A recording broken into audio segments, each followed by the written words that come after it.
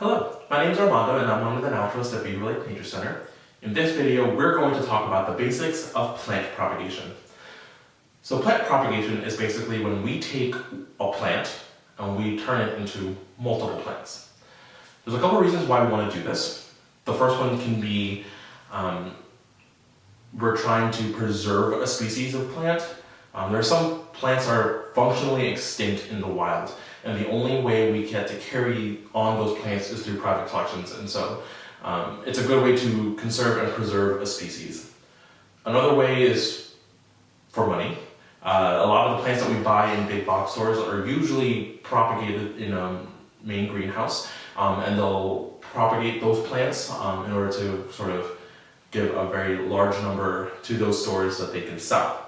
Now, if you're going to propagate those plants, you have to make sure that those particular plants do not have a patent, otherwise you can get in trouble for selling those if you wanted to propagate for a profit. But you always want to double check just in case. You don't want to be in trouble. Another one is sort of an insurance policy. One of my personal plants had pests on it. So a couple of different types of insects that had something called mealybugs, which are really, really tiny, white, fluffy looking bugs, and aphids. So I found a cutting or a section of the plant itself that I could take a cutting from in order to propagate, just in case I couldn't save the mother plant. So it's sort of just an insurance policy to make sure that you still have that plant in your collection in case you do get those pestiferous insects. And really another one is because why not have more plants? If you're anything like me, I love houseplants. I have about 76 individual species of plants in my collection, maybe somewhere between 100 physical plants that I propagated. Some of them are I propagate some to give to gifts as friends, and others just because I want more plants. I mean, what's wrong with having more plants, in my opinion? There's a couple of different ways that we can propagate these plants. Two main ways are sexual propagation and asexual propagation. Now, sexual propagation can take the longest. That's because sexual propagation usually involves waiting for seeds to develop and then germinating said seeds and allowing those plants to grow. Now, some seeds in particular need different types of environments in order to germinate. So some might need cold stratification, like a lot of the seeds in the northeastern part of the United States that we're used to in terms of the wild species. They do need that cold stratification. You know, we have winter here, right? So they need that cold stratification in order to germinate. Some species will need fire. So if you think out west more when they do controlled fires, or just normal brush fires occur, usually in California, some of those plants are adapted to fire and need the heat from the fire in order to germinate their seeds. Luckily, a lot of those seeds that we tend to use are usually crop seeds. So like think vegetable gardens, or even just flowers for flower beds.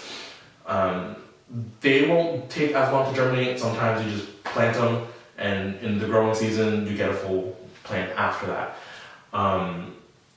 But sometimes it is a hit or miss depending on the seeds and the environments that you give it. Today, we're going to talk about asexual propagation. So that's basically taking an already established plant and turning it into more. There's a couple ways we could do this, and I'm going to talk just the real basic kind. I'm not going to go into anything too fancy. This video is a good gateway for you if you're ever interested in propagating. These are the easiest ways to do it. So let's do soil propagation first. So with soil propagation, obviously you're going to need soil.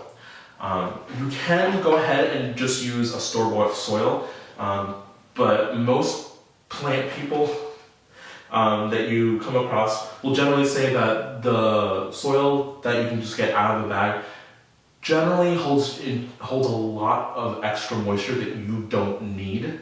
So we like to amend our own soils. A lot of these plants, especially if you're looking at indoor house plants, they prefer sort of airier mixtures that allow water to run completely through them, that doesn't hold on to a lot of moisture, as in like the soil itself isn't a swamp, if you will. So we like to usually amend some of the soils ourselves. So that's what I'm going to do here. So I just have a basic potting mix where I'm going to put 2 scoops of soil, and I'll go 3. I have some big pots that I can fill. So 3 scoops of just your basic potting soil. Now I'm going to add sort of equal parts perlite. So if you're not familiar, perlite is puffed volcanic rock. A lot of people will like to think that it's styrofoam, but it's not, I can guarantee you. And what this does, it adds a lot of extra texture to the soil itself. So it creates a lot more space in the soil, giving it a nice airy mixture. And it also allows water to run a little bit faster through the soil medium itself. However, plants do need water, and so we want to make sure that they do get enough water. So we do want the soil to retain some moisture, we just don't want it to be wet, if that makes sense. And so I'm going to add orchid bark. Now, generally some orchid bark mixtures will have pieces of regular bark. Usually it's fir. Fir bark doesn't really decompose as fast, or sometimes people will put cedar. Charcoal, because it helps clean the water, and it'll also have some coarse perlite in there as well. So a lot of these mixtures already have multiple types of stuff added to it as well. I'm only going to add just a little bit. Basically, it creates more air in the soil as well. So if you look, that's probably, it would be 1 scoop. So I usually do things by scoop. So I did 3 scoops of soil, 3 scoops of perlite, and about a scoop of the orchid bark. The orchid bark is gonna, like I said, help create more air and space in the water so water can run through. But the bark itself is gonna hold on to some water. So basically that helps preserve water in the actual soil itself. And so in case you accidentally skip a watering, your plants can still survive because there's still going to be some residual water in some of the orchid bark. That's personally why I use it. And something else I like to add into my soil mixture personally is this. So this is called mosquito bits.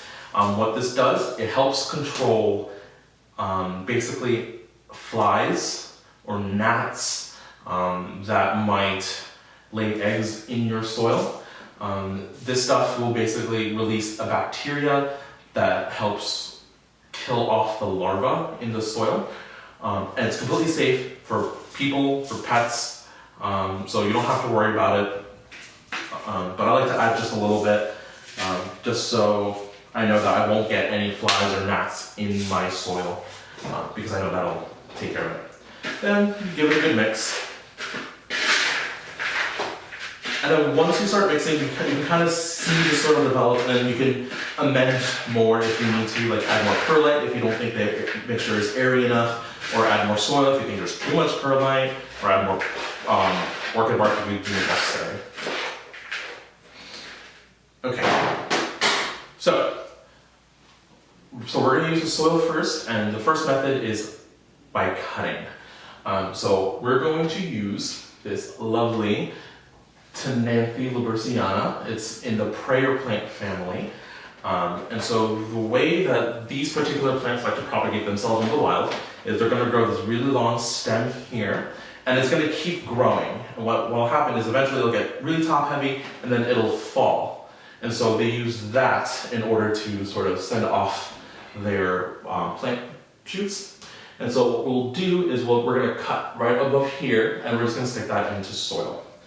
And so I'm going to take my pot, fill her up with soil,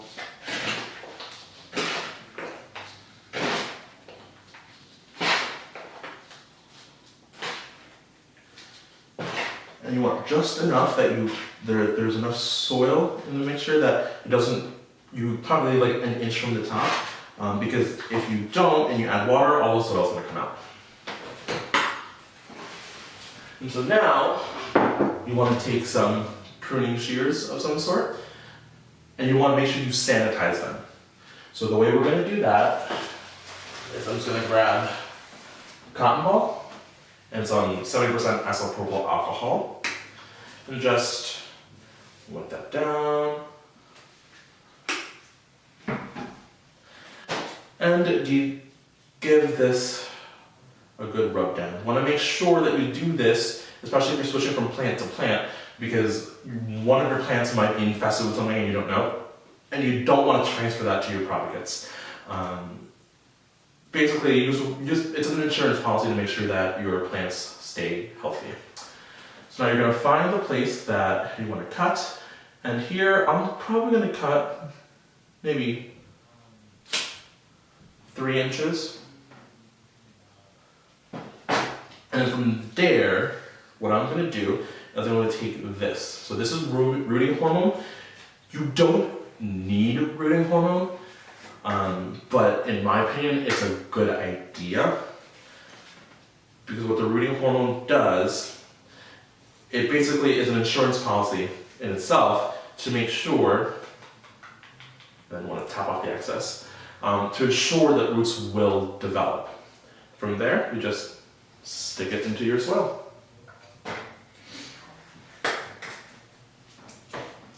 You want to make sure it's nice and tight, nice and snug. And once it's in there, you want to make sure you water it.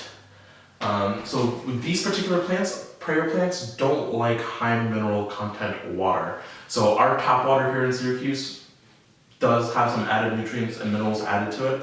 And so I'll usually use filtered water or distilled water to water these guys. But obviously, if you don't want to, you don't have to.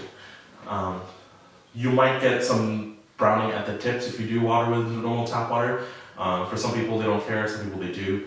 If you do care, I do suggest filtered water. So you want to give this a good water. And if it looks a little bare on top, just top it off just a little bit more, just to make sure that the plant itself is nice and snug. And we'll say it. So that's propagation by cutting right into soil. So another way you can propagate with a cutting is by putting directly into water.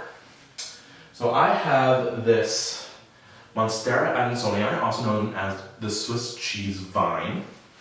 It's called that because if you look at the leaves, they have these fenestrations, which are the holes in the leaves, and that's where I get the name from, the Swiss cheese vine.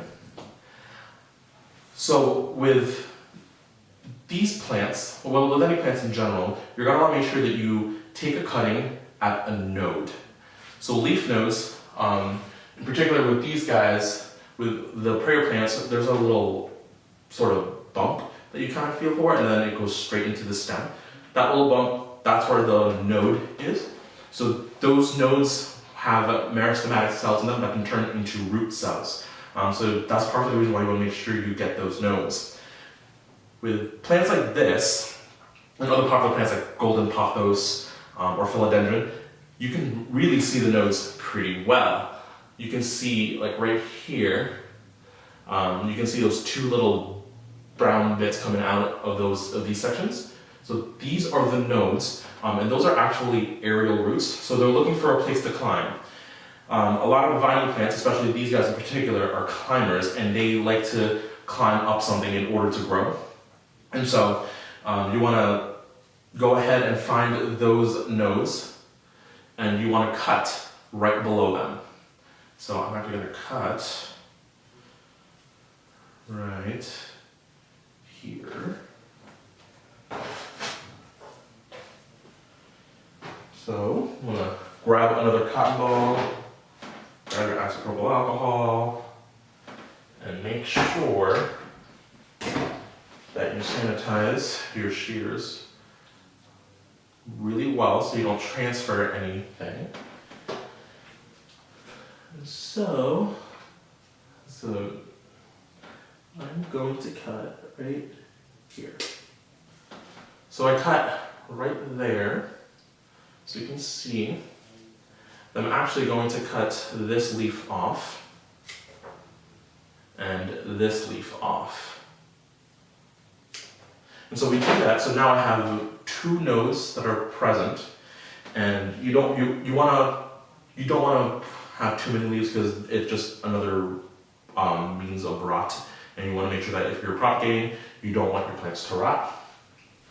And then so now we'll take just a jar of water and place it right in. And so the nice thing about water propagation is that you can see the roots actually forming. Normally, it can take anywhere between a couple of days to a couple of weeks to a couple of months, depending on the plant, for roots to grow in water propagation. But the nice thing is, like I said, you can see them actually grow. I would wait until about the roots themselves are 1 inch to 2 inches long. Any longer than that, it'll have a difficult time going back into soil. But you want to make sure that you're giving this guy clean water every week, just so it's nice and oxygenated, because the roots do need oxygen as well. And then when they're long enough, you go ahead and transfer them to soil. Now when you transfer them to soil, you want to give them a nice moist environment, and try and keep it generally moist until the roots take. And you know when the roots take because when you give it a nice tug, that's when, and you feel it sort of resist coming out, that's when you know the roots themselves have clung onto the medium. Same thing with the soil propagates. If you give it a nice tug and you feel it resist, that means the roots have grown in and they're clinging to the soil medium. So now we'll just put this aside and let them grow up their roots. So that is propagation by cutting in water.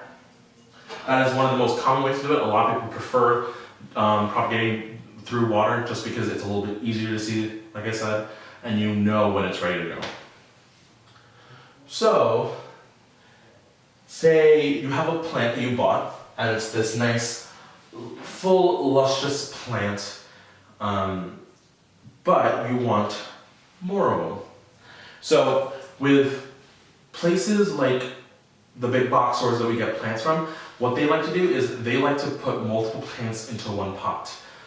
One, it gives that nice, full, luscious look, but two, is some of these plants like to be root bound, and so basically that means they like the roots nice and tight in the substrate, just because they're anchored nicely and they can get all the water from the soil. And we want to make sure that we don't put them in a container that's too big, otherwise there's going to be excess moisture and the roots will rot.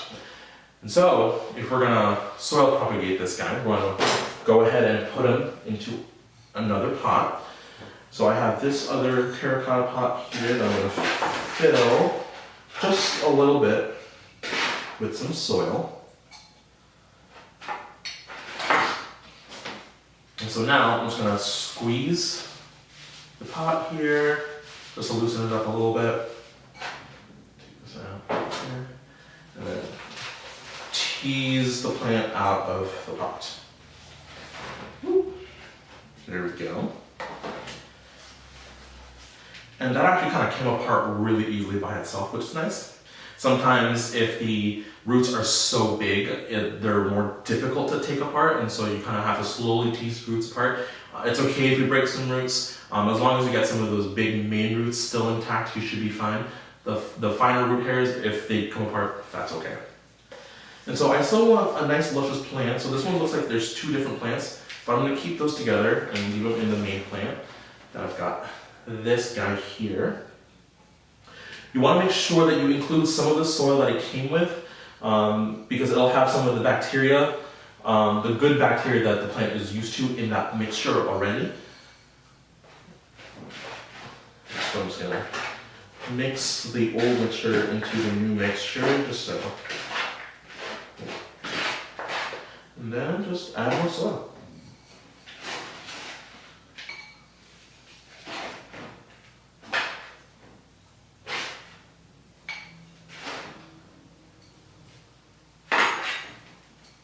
Don't be afraid to get your hands dirty. I mean, that's the best part, in my opinion, about propagating is you get to go in there and fill them up with your hands. Get your hands into the soil. And there you are. So that's one of them potted up.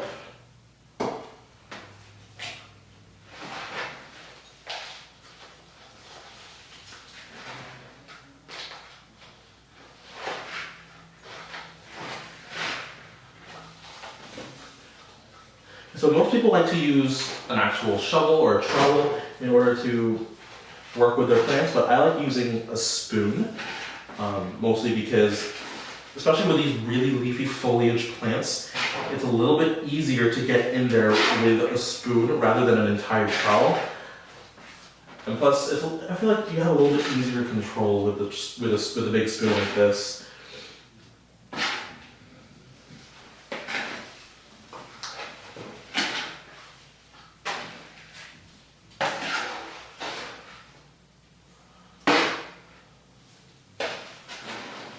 Pack it down just to make sure that it's all stable. And there you are. You've just root divided some plants. So naturally, there are some plants out there that are going to grow by a rhizome. So they're going to create their own little pups. Where, like, say you have the main plant here, then another one will start growing out here. Some plants will naturally do that, and those are some of the plants that you can also soil divide. But this is a good way to get nice full plants with already established root systems that will probably stay alive, rather than trying to transfer something to a soil-based medium when you're going from water to soil. So, after you propagate, you want to make sure you take care of these guys properly. You want to make sure you give them an even moisture in their soil. You don't want the soil to be wet. If it's wet, the roots will rot. Any roots that are developing, they're not going to have a chance. So you want to leave it moist. Think like a chocolate cake, like that kind of level of moisture you get in a nice moist cake, right? You want to put them in a warmer environment. You don't want a place that's lower than 60 degrees technically. A lot of these plants can survive down to 50, but anything lower than that, they're not going to survive. So try and give them a warmer place to grow their roots. You'll also want to put them in bright, indirect light. Now, there are some plants out there that do enjoy really bright light, if not direct light. Think your desert plants or any plants that are low to the ground in open fields. Those plants like direct light. A lot of the houseplants that we grow, they don't like direct light. So when we say bright and direct light, think if you can comfortably read a book in a room without any artificial lighting, we call that low light, okay? So you can comfortably read your book in this room. Some low light plants that you can grow in there are going to be probably this Tenanthe, this Aglaonema, and like snake plants, pothos, those kinds of plants. But some plants prefer bright indirect light. So basically, think east-facing or west-facing windows. They do get that light throughout the day for just a span of a few hours, and then the light goes away, but there's still bright light in there, right? Or think a north-facing window. If you're going to have a north-facing window and your plants like bright indirect light, you're going to want those plants right next to the window to get as much light as possible. You can go ahead and supplement with grow light. I usually do. And it just helps them a lot, especially in Syracuse when we get a lot of gray, cloudy days. So this has been basic plant propagations. If you have any questions, leave them in the comments below or contact us directly. Other than that, I hope you enjoy the rest of your day and have fun planting.